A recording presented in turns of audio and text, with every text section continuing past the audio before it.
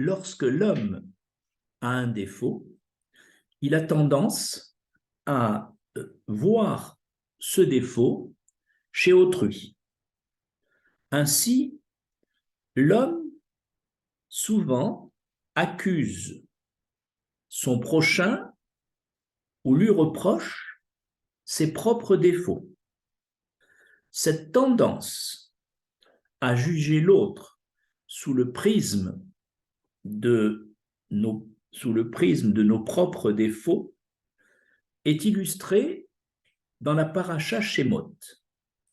En effet, lorsqu'au buisson ardent, Moshe Rabbeinu reçoit l'ordre de révéler aux enfants d'Israël leur prochaine libération avant d'aller en mission chez le roi d'Égypte pour lui demander la libération des bénis Israël, Moshe répond à l'Éternel au chapitre 4 du Sefer Shemot, au début, Lo yahaminuli, velo ishmeru bekoli, qui yomru lo nira elecha Hashem. C'est-à-dire, ils ne me croiront pas, ils n'écouteront pas ma voix, et ils diront, l'Éternel ne t'est point apparu. Moshe ici fait preuve d'un scepticisme sur la réaction des béné Israël lorsqu'ils veulent leur annoncer la prochaine libération. En fait, Moshe lui-même n'était pas totalement convaincu de la réussite de sa mission auprès de Paro.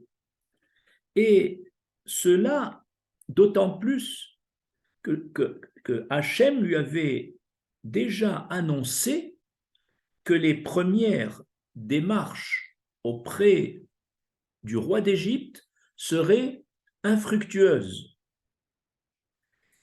Ainsi, son scepticisme et son manque de foi dans sa mission ont entraîné Moshe à accuser les bénis Israël de ne pas croire à leur prochaine libération. Ils ne me croiront pas, dit-il. Ils ne m'écouteront pas. Ainsi, la réaction de Moshe vient illustrer le principe de nos sages, Kol haposel, bemumo posel. Mot à mot, tout celui qui disqualifie l'autre, c'est par sa propre disqualification. On peut dire ça d'une autre façon, donc, l'homme reproche à autrui ses propres défauts. La conviction faible de Moshe Rabbeinu dans cette libération au départ, il en a fait une accusation des bénis Israël. On trouve dans le Chumash d'autres exemples de ce principe Kol haposel, bemumo posel.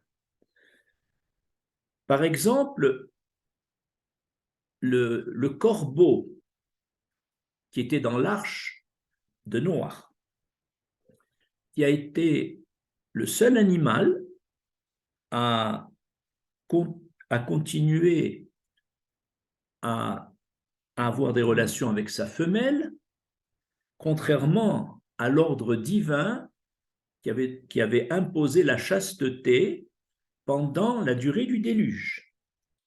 Ce corbeau, lorsque Moshe Rabbeinu l'a envoyé en mission pour vérifier si les eaux étaient asséchées, ce corbeau n'accomplit pas sa mission, tourne en rond autour de l'arche et accuse Noach, ce tzaddik, d'avoir voulu l'envoyer pour qu'il meure afin que Noach puisse abuser de sa femelle. Cette accusation farfelue, qui était très loin, bien sûr, du comportement exemplaire de Noach, c'est là encore le corbeau, par son défaut de ne pas avoir respecté la chasteté dans l'arche, vient accuser Noach de ce défaut. On a un autre exemple. Lorsque Yaakov était chez Lavan, Lavan, à plusieurs occasions, a fait preuve de malhonnêteté et de tromperie. Et ce même Lavan, sous le prisme de son propre comportement sur le plan financier, trompeur et malhonnête, ce même Lavan ose accuser Yaakov Avinu, qui travaillait très honnêtement, il l'accuse d'avoir volé certaines de ses bêtes. Donc, on voit encore un exemple d'illustration de Kol Aposel, Bemumo Posel. De même, Korach, qui était avide de pouvoir, a osé accuser Moshe et son frère Aaron d'avoir pris le pouvoir sur le plan spirituel d'eux-mêmes, sans en avoir la mission de l'Éternel.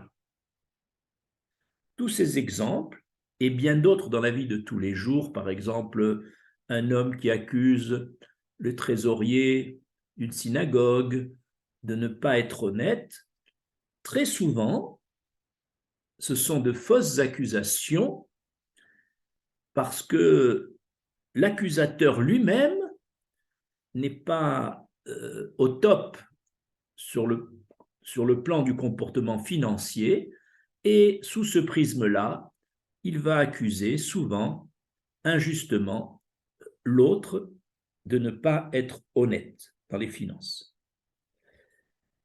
Après avoir traité ce premier paragraphe d'exemple de Kol Aposel, Posel Bemumo, le texte de la paracha Shemot continue. L'Éternel rassure Moshe Rabbeinu, lui qui disait que les bénis Israël ne le croiront pas. Et pour le rassurer, l'Éternel dit à Moshe Rabbeinu, tu iras devant le peuple, tu exécuteras ces 3 prodiges et ils te croiront. Quels sont ces 3 signes que demande l'Éternel à Moshe? Le premier signe, il lui demande, tu jettes ton bâton à terre, ce bâton va se transformer en serpent miraculeusement, puis tu saisiras la queue de ce serpent et il redeviendra bâton. Ça sera le premier signe. Le deuxième signe que tu effectueras devant les bénis Israël, c'est tu introduiras ta main à l'intérieur dans ton sein, et lorsque tu la retireras, elle sera lépreuse. Puis tu réintroduiras la main dans ton sein, et en la retirant, la lèpre aura disparu. Troisième signe, tu déverseras de l'eau du Nil sur la terre, et cette eau va se transformer en sang, et elle demeurera du sang. Maintenant que Moshe a donné ces 3 signes, on se pose la question, qu'est-ce qui a motivé l'Éternel à choisir ces 3 signes et pas d'autres? Autrement dit, quelles allusions contiennent ces 3 signes que Moshe doit exécuter devant les béné Israël. Voici 4 allusions du bâton de Moshe transformé en serpent. Première allusion, Moshe dit Hachem, tu mérites d'être battu par ce bâton pour avoir douté de la foi, de la émouna et de la confiance des béné Israël en la promesse que tu leur annonces. Deuxième allusion du bâton. En devenant serpent, l'Éternel vient signifier à Moshe Rabbeinu qu'il a calomnié Israël en disant ils n'y croiront pas, et en le transformant en serpent, c'est une allusion à Moshe Rabbeinu qui a adopté l'attitude du serpent originel. Troisième raison, troisième allusion de ce bâton serpent, le serpent fait allusion au crocodile qui était avec le Nil le symbole du pouvoir royal du roi d'Égypte. En saisissant la queue de ce serpent qui se transforme en un morceau de bois inanimé, il est ainsi révélé à Moshe Rabbeinu que le pouvoir de Paro, symbolisé par le serpent, n'est pas invulnérable et que va commencer la chute du roi d'Égypte et votre libération. Enfin, la quatrième allusion de ce bâton transformé en serpent, le serpent symbolise la mort, puisque c'est le serpent qui, en entraînant Chava et Adam à manger du fruit interdit, le serpent a ainsi amené la notion de mort dans le monde, tandis que le bâton symbolise la vie. En effet, c'est par le bâton, ce bâton même que Moshe Rabbeinu utilisera lors des Makot et surtout lors de la Géoula, de la libération définitive à la traversée de la mer, ce bâton qui va ouvrir la mer et nous libérer. Or, la Géoula représente la vie. Ainsi, dans cette allusion du bâton, symbole de la vie, et du serpent, symbole de la mort, on veut nous montrer que la vie et la mort sont entre les mains du langage. On reproche à Moshe Rabbeinu son langage envers les bénis Israël. Ils ne me croiront pas, ils ne m'écouteront pas. Et dans cette symbolique de la vie et de la mort, on vient nous dire, étant donné qu'il s'agissait, selon Moshe, d'un manque de Emouna, nos sages disent Tzadik be'emouna yechye. Le tzadik, c'est par la Emouna qu'il vivra. Donc la Emouna, la foi en l'Éternel, fait vivre. Ça représente la vie. Et c'est pourquoi, comme disent nos sages, la mort et la vie sont entre les mains du Lachon. Une langue peut tuer, une langue peut faire revivre. Et c'était la quatrième symbolique. Passons maintenant au deuxième signe de la lèpre. Là aussi, il y a 4 allusions pour la lèpre. Première allusion, c'est la lèpre dont Moshe va être frappé, puis guérir. C'est une allusion à Moshe Rabbeinu, envoyé de l'Éternel, qui apporte la nouvelle au béni Israël que la guérison à une maladie, l'exil, considéré comme incurable, puisque depuis 210 ans ils sont en exil, la guérison existe, puisque on voit que cette lèpre va guérir.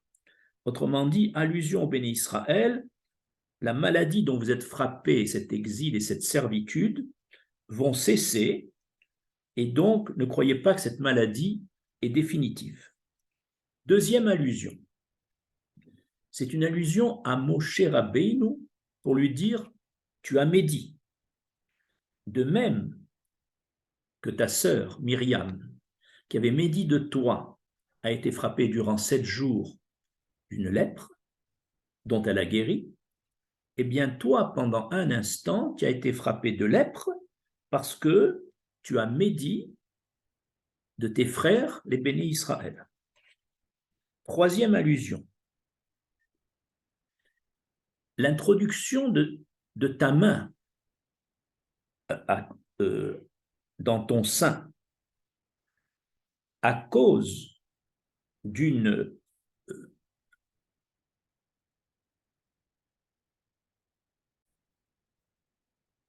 fausse accusation. On veut dire par là que qu'est-ce qui est la cause de juger l'autre par nos propres défauts? C'est un jugement qu'on porte sur l'autre superficiel.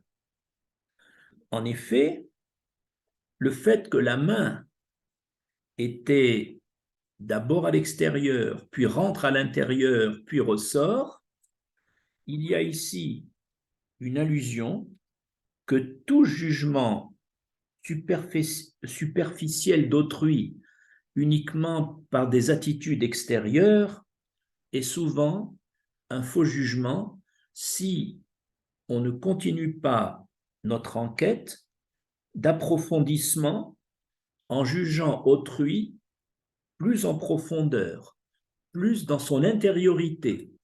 Et ces mouvements d'introduction de la main à l'intérieur et sortie de la main viennent faire cette allusion. Enfin, quatrième allusion de la lèpre, dans le Talmud Shabbat, à la page 99, Rish Lakish dit « Kol achoshed travero bidvar chez Enlo » tout celui qui soupçonne son prochain d'une chose dont il est irréprochable, donc toute fausse accusation, entraîne un châtiment dans son corps, loqué bégoufo. Il y a toujours une réaction. Toute personne qui jugerait mal l'autre, et souvent à cause de son propre défaut, aura en réciprocité une sanction dans son corps. C'est ainsi que Moshe Rabbeinu, pour avoir porté cette fausse accusation, ils ne me croiront pas, alors que juste après on verra Vayaminu, ils ont cru. Et donc, nous sommes des Ma'aminim, Béné Ma'aminim, nous sommes des croyants, fils de croyants, Abraham, Yitzhak, Yaakov.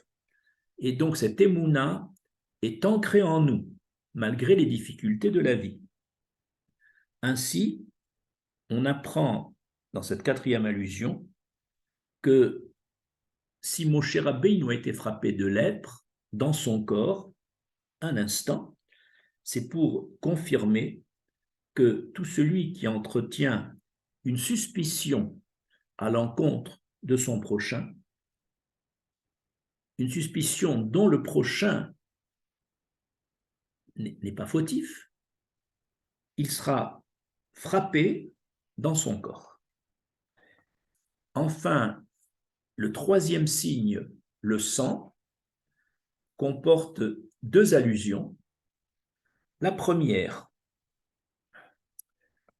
il s'agit ici de montrer au béni Israël, et à Moshe en même temps, que la transformation de l'eau du Nil en sang, qui sera le début, qui sera la première plaie sur les 10 exercées contre les Égyptiens avant la libération, ici, l'Éternel fait réaliser à Moshe le début du processus de libération, afin de bien montrer au béni Israël que ce processus est enclenché. La deuxième raison de la transformation de l'eau du Nil en sang, c'est une allusion à la vengeance du sang innocent versé dans le Nil par les Égyptiens qui avaient appliqué le décret de Paro de laisser périr dans le Nil tous les garçons juifs.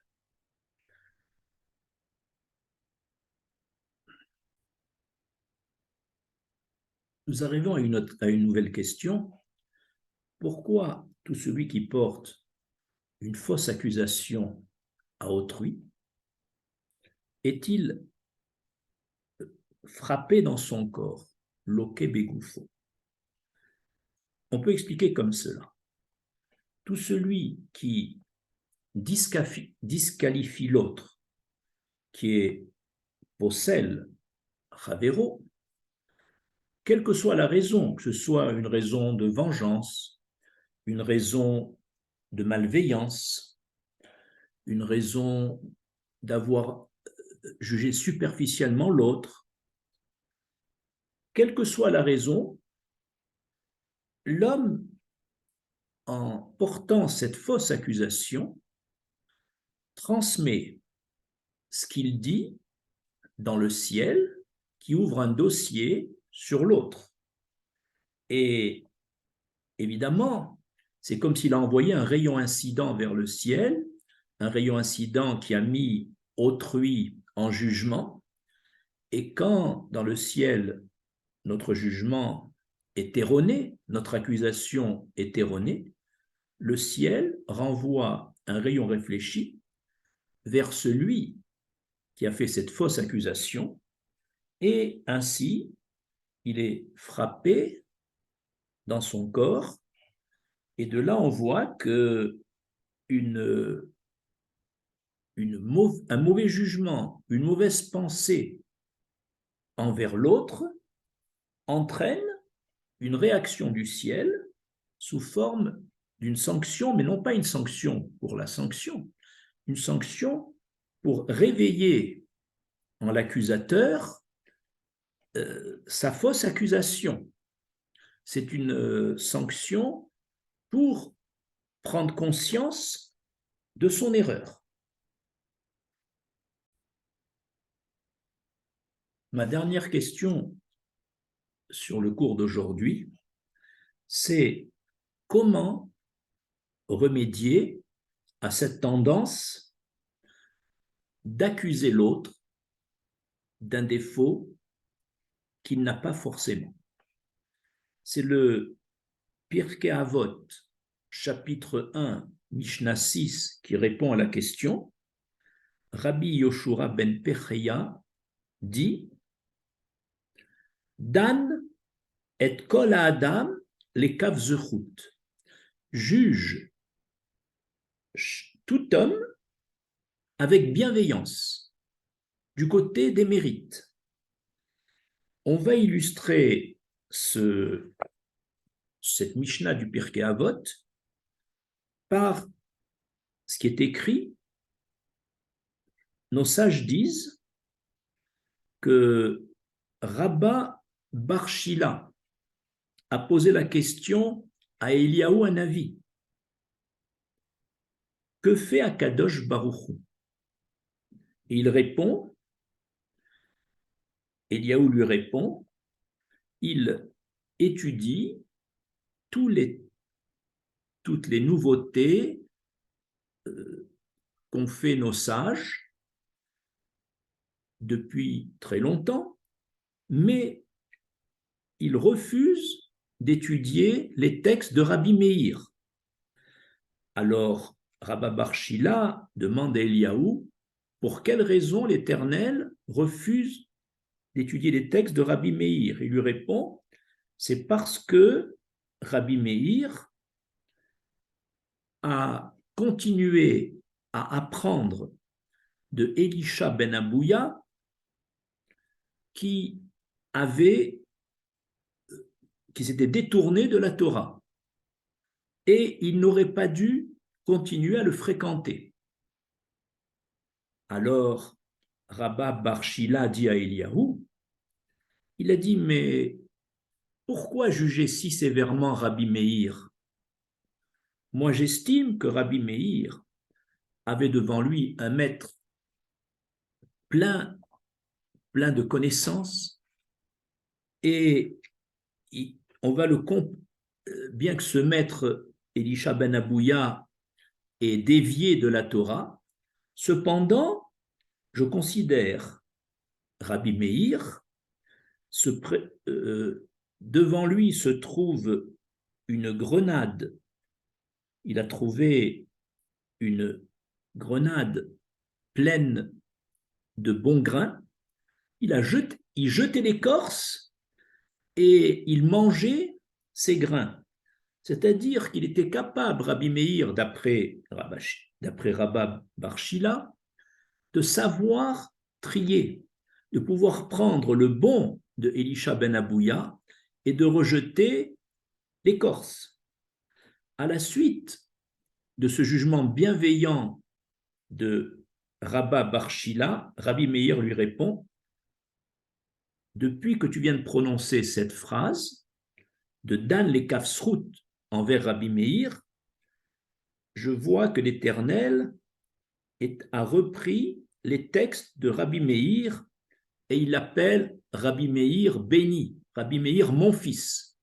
C'est-à-dire par le jugement bienveillant qu'a effectué Rabba bar Shila envers le Rabbi Meir a été réhabilité. Je vous remercie.